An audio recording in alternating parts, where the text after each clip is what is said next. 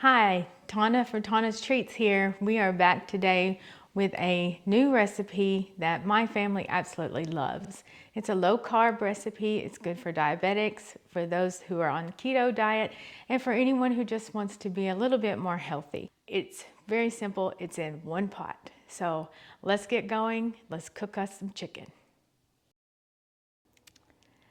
Hi, we're at the stove now. We're getting ready to cook our chicken. I have in my little plastic bag, I've already prepped about 1.5 pounds of chicken tenderloins. You can use boneless, skinless chicken breast, boneless, skinless thighs, however, whichever part you have and whichever part you would like. And I cut them in bite size. The recipe shows boneless, skinless breast whole, but I like to serve it on top of rice or pasta, and so I like to cut it into bite-sized pieces or about 1 inch, and it just makes it a little bit better presentation and easier to eat. So what we're gonna do, we're going to turn on our burner. Okay, we've turned our burner on high, and I've got some virgin olive oil. I'm just going to put about 2 tablespoons in the bottom of my pan and let that heat up. A little bit more never hurts.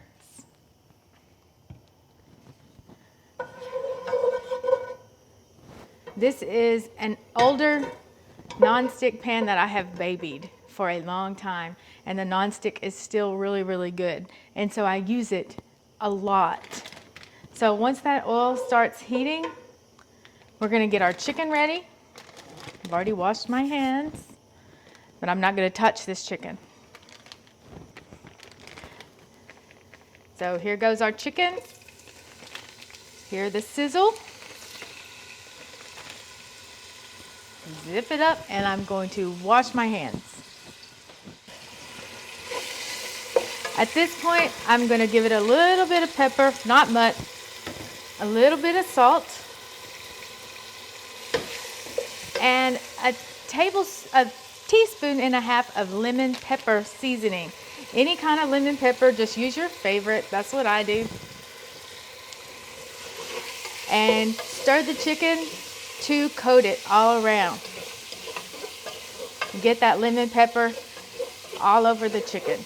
And you're going to cook this chicken thoroughly all the way through. It's going to take 4 or 5 minutes. When it gets close to being done, I like to check mine because you cannot have raw chicken. So I just take a knife and pick up a big piece and cut it in the middle. And see, it is not done yet. So a little bit more cooking. Okay, we're back and the chicken is finished. We're gonna take a slotted silicone spoon and move it to a plate that has paper towel in it to drain while we finish everything else. Because like I said, this is a one-pot dish. We're gonna continue the dish in this pan. So remove the chicken. I turned the heat down a little bit.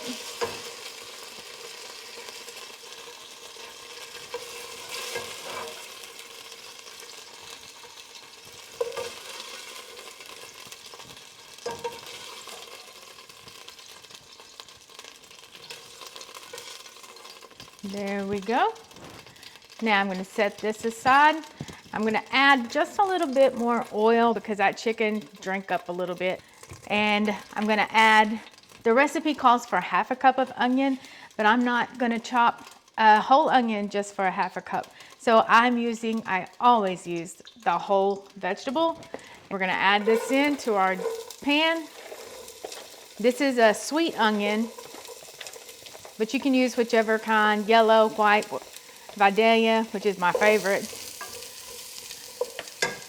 I'm going to add a little bit more salt to the onions, a little bit more pepper, because you should season every layer. If not, your food is going to be flavorless if you only salt it one time. I'm going to add just a touch more oil to get these onions soft.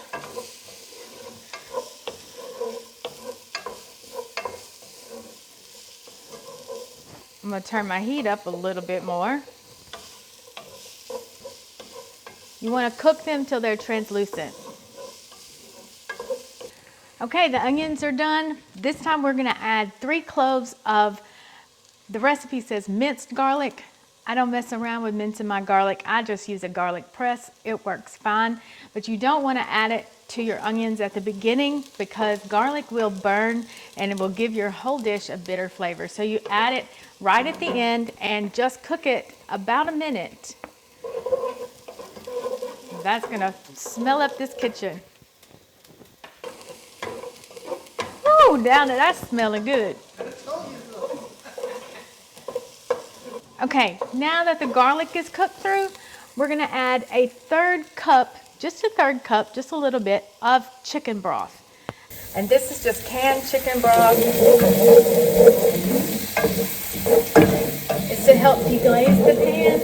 And if it wasn't non-stick, I'm sure there would be some parts on the bottom that would help get that brown food up that tastes so good. Bring that to a boil.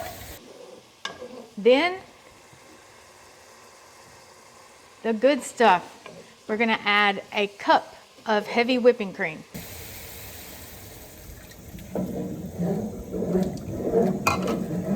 And mix all of that goodness together. It's just getting better and better. After the cream comes, we're gonna let it cook for about a minute. I'm not changing the heat on my stove. Okay, after that cream has cooked about a minute and is bubbling a little bit on the sides, the recipe says 1/2 cup of Parmesan. Now I have probably a cup because my family and I love it. So I just add a little bit more.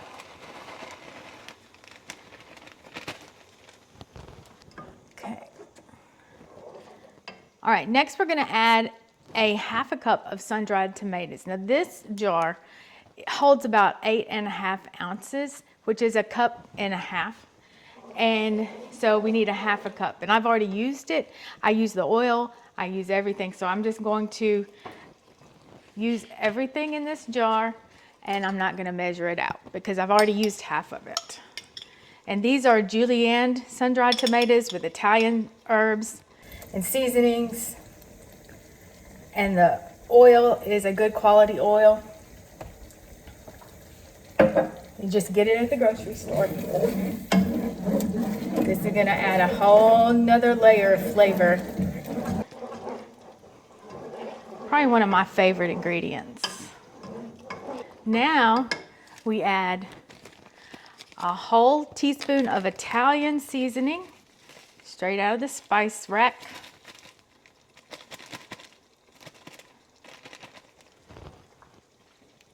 Stir it in good. And 1/4 teaspoon of garlic powder.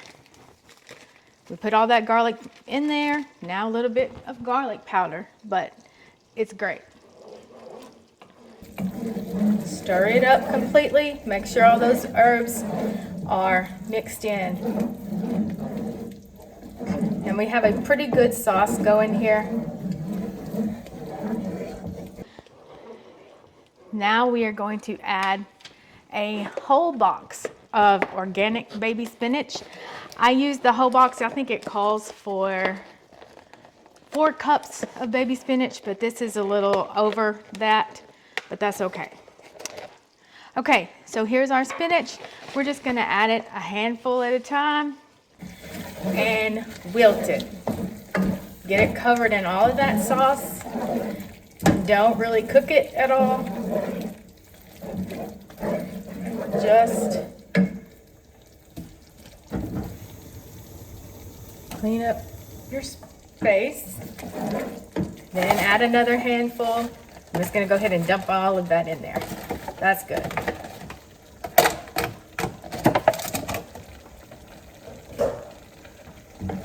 And get all of that in that sauce and it will wilt down to almost nothing. At this time, I'm gonna add a little bit more salt because that spinach is not salted.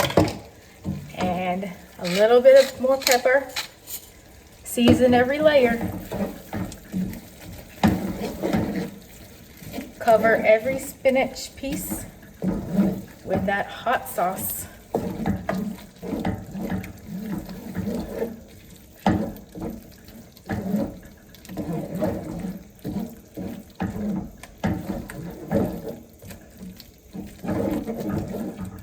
At this time, we're going to add the chicken back to the pot.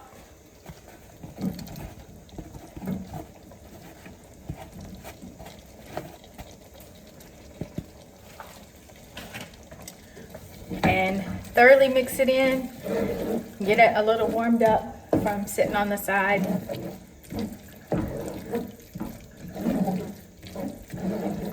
And that's it. Creamy Tuscan chicken. Okay, we serve this on top of rice, and this is just plain minute rice straight out of the box. What I do is when I cook it, I put about a tablespoon or so of a little bit of butter and a little bit of salt and a little bit of pepper just to give the rice some flavor, because if not, then it's not going to taste good. You want all of your food to taste good. Now, if I was making a sweet dish, I would not put salt and pepper, butter in it. Just depends on the dish that I make. So I'm going to plate this up and we'll see you in just a second. Yum, look how good this looks, and doesn't look healthy at all. And I cannot wait to eat it. Remember, this came from Pinterest. You can find all kinds of recipes at Pinterest. Just search and look for whatever you're wanting to make, and I promise you, it's there. This actually comes from SkinnySouthernRecipes.com, from her blog. And if you look for low carb recipes, I'm sure you will find this one. I have served it on top of a little bit of rice. So now it is taste time. It is eat time. I hope you enjoyed this video. I hope you will enjoy the rest of them. And go to my page, like, subscribe to my page, share it on Facebook and Instagram, and enjoy and be healthy, but eat tasty. Love y'all. Bye. That's good. That's good. That's good.